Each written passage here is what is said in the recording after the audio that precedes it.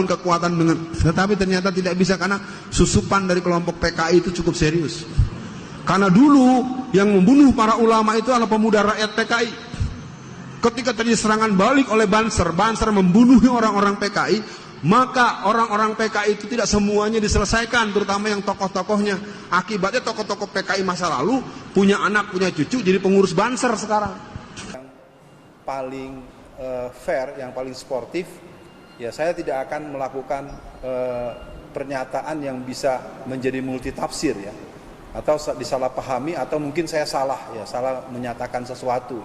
Jadi sudah saya nyatakan permohonan maaf itu. Jadi ke depan tentu akan diekspresikan atau dilisankan bahwa apakah NU, Banser ataupun organisasi-organisasi underbow-nya merupakan bagian daripada benteng umat Islam.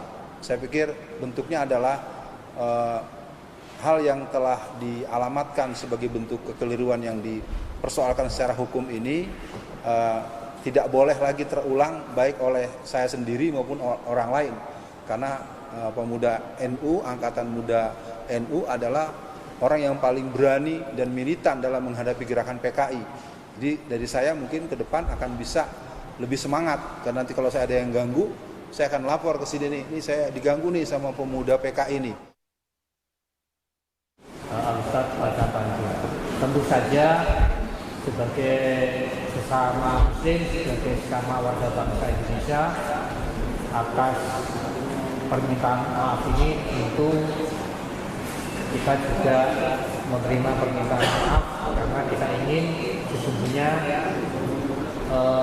kehidupan yang tak hukum.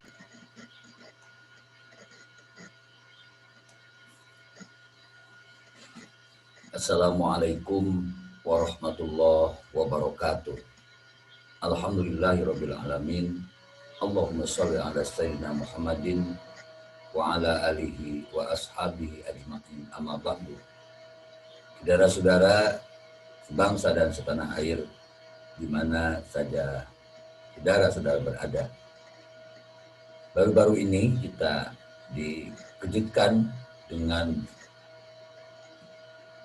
isi ceramah seorang pembicara, seorang ustadz yang menyatakan bahwa Banser, para pengurus Banser itu diisi oleh banyak dari keturunan PKI.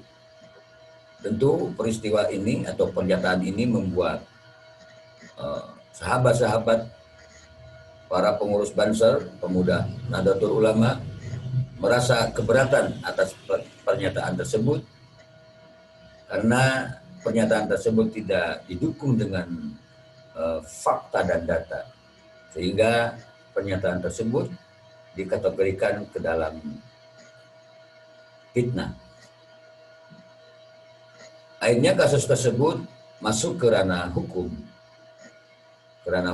dan setelah melewati beberapa perjalanan, sang penceramah kemudian secara gentle menyatakan kehilafannya dan mengakui kesalahan atas pernyataannya tersebut. Tentu sebagai sesama saudara dalam agama, saudara dalam sebangsa dan tanah air, permohonan maaf dari Ustadz Alfian Tanjung disambut baik oleh para sahabat Banser. Apa yang dilakukan oleh sahabat Banser untuk memberi maaf kepada atas kesalahan yang dilakukan oleh penceramah tersebut mendapat apresiasi yang cukup baik dari banyak kalangan. Hal ini tidak lepas dari beberapa keterangan yang menyatakan bahwa seseorang yang didolimi, seseorang yang difitnah, dan dia mempunyai kesempatan untuk membalas fitnah tersebut, tetapi dia memberikan maaf, maka surga pahala baginya. Sekali lagi saya tegaskan, seseorang yang mampu membalas atas kezaliman orang lain, tapi ia tidak melakukan pembalasan, bahkan justru memberi maaf, maka pahala surga baginya. Tentu kita berharap semoga kejadian ini tidak terulang lagi, dan kepada yang bersangkutan, Tuan Guru Alfian Tanjung, ini menjadi pembelajaran bagi kita semua bahwa siapapun juga dalam kondisi apapun tidak boleh mengeluarkan statement-statement ataupun pernyataan-pernyataan yang menjurus kepada fitnah yang tidak didukung dengan fakta dan data. Kembali ke persoalan tentang pemberian maaf, Al-Kisah Rasulullah SAW ketika beliau pergi ke Taif untuk berdakwah, alih-alih berharap penduduk menerima dakwah beliau, sikap kurang ajar justru ditunjukkan oleh para penduduk Taif kepada kekasih Allah Subhanahu wa Ta'ala ini. Mereka justru mencemooh, bahkan menyuruh kesedihan Nabi Shallallahu Alaihi Wasallam. Saat sulit seperti itu, tiba-tiba datang malaikat Jibril bersama penjaga gunung. Jibril berkata kepada Nabi Shallallahu Alaihi Wasallam, sesungguhnya Allah telah mendengar apa yang dikatakan kaummu kepadamu dan menolak mereka kepadamu, dan Allah juga telah mengutus malaikat penjaga gunung untuk melakukan apa saja yang engkau kehendaki. Maka malaikat penjaga gunung mengeluarkan pernyataan, wahai Muhammad, jika engkau menghendaki, aku akan menimpakan Al-Akhbasain. Al-Akhbasain ini adalah dua gunung besar yang ada di Mekah, yaitu Gunung Abi Kubais dan Gunung Al-Ahmar. Tapi apa yang terjadi? Ternyata Rasulullah SAW justru menjawab, la bal arju ayyukhrijallahu min aslabihim may ya'budullaha wahdah wala yusyrikuhu.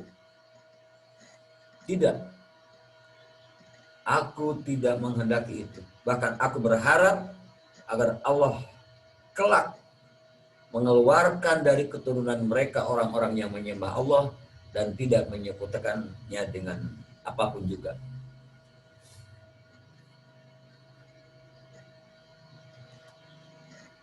Begitulah pribadi Rasulullah SAW, tauladan umat Islam sedunia. Betapa besar kasih sayang Rasulullah SAW kepada umatnya. Bayangkan jika hal itu menimpa kita, betapa sakit dan marahnya perasaan Zaid bin Harisah ketika Nabi dicerca dan dilempari batu oleh penduduk Taif. Adalah sifat yang sangat terpuji yang Allah sifatkan kepada hamba-hambanya yang bertakwa. Karena beratnya amalan ini, Allah Subhanahu wa Ta'ala mengutip secara khusus dalam surat Ali Imran ayat 133 sampai 134. Sudah jamak dalam kehidupan kita meminta maaf dan memaafkan adalah pekerjaan yang sangat berat. Meski sudah menyadari kesalahannya, namun meminta maaf kepada mereka yang telah dizalimi dan disakiti itu bukan perkara mudah. Ada semacam ego atau gengsi yang mencegah seorang untuk mengatakan aku minta maaf. Terkadang orang lebih suka melakukan apapun yang lebih sulit dari meminta maaf. Dan ini merupakan salah satu kesombongan, karena ia merasa begitu mulia sehingga malu dan tidak bersedia untuk meminta maaf.